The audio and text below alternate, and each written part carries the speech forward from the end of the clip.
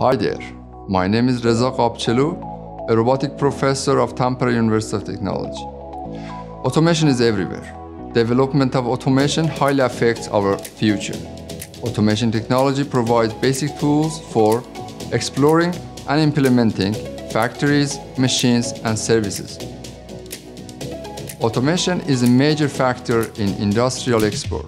The degree provides skills for planning, education, research, and your career.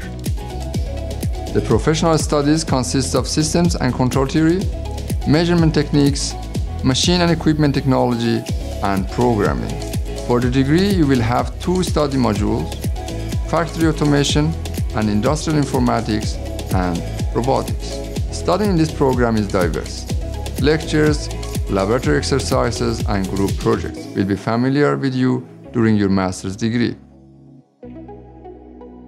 If you are in TUT, you get the chances to work with students from all over the world, from different countries, from different backgrounds. So this is the kind of exposure you need to move forward in your life.